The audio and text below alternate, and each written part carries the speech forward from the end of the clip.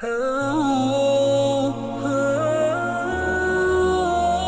आयत नंबर 38 है। इसका तर्जमा कुछ इस तरह है, हुनालिका, उस जगह आपने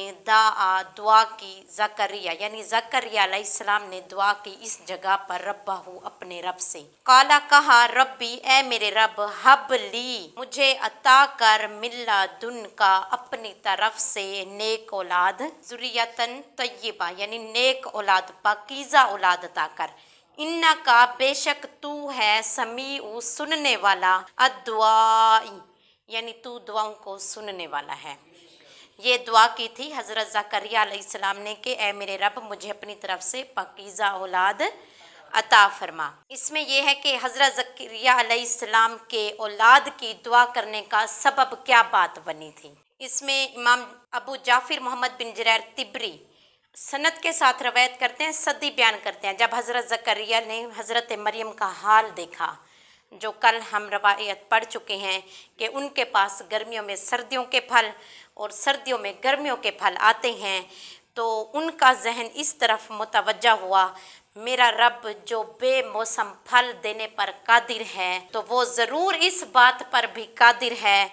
कि वो मुझे यानी बेमौसम यानी बुढ़ापे में औलाद अता कर दे। तब वो अल्लाह ताला से औलाद की दुआ करने पर रागिब हुए और उन्होंने खड़े होकर नमाज पढ़ी, फिर चुपके अपने रब से दुआ की, ए रब मेरी हड्डी कमज़ोर हो चुकी है, मेरा सर सफ़ेद हो गया है, मैं कभी तुझसे दुआ करके नामुराद नहीं हुआ, यानी जब भी करता हूँ तू मुझे अता कर देता है, और मुझे अपने बाद अपने वारसों से दीन में फितना डालने का खौफ है, और मेरी बीवी बांझ है, तू मुझे अपनी तरफ से एक वारिस अता फरमा जो मेरा वारिस बने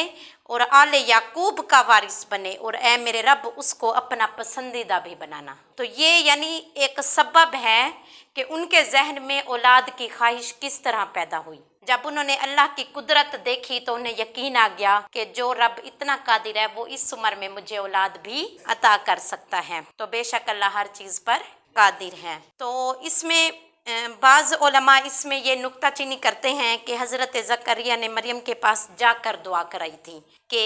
फिर उनके यहाँ यानी हज़रत मरियम की दुआ कबूल हुई, फिर औलाद पैदा हुई। तो इससे मालूम हुआ कि दुआ की कबूलियत के लिए वली की बारगाह में भी जाना पड़ता है, और जब नबी के लिए भी वली के पास जाए बगैर चारा नहीं तो आम आदमियों का क्या जिक्र है, ये एक नुक्ता चीनी की जाती है। तो इस आयत से वो नबी पर वली की फजीलत साबित करते हैं, लेकिन ये फ़क्र महज गुमराही है, क्योंकि हज़रत ज़करिया दुआ करना महज इस वजह से था, उन्होंने हज़रत मरियम के पास बेमौसम फल देखे, यानी अल्लाह की एक कुदरत देखी, और तब उनका जहन इस बात पर मुतवज्जे हुआ, यानी रागिब हुआ कि मेरा रब जब बेमौसम फल दे सकता है तो वो बेमौसम औलाद भी दे सकता है।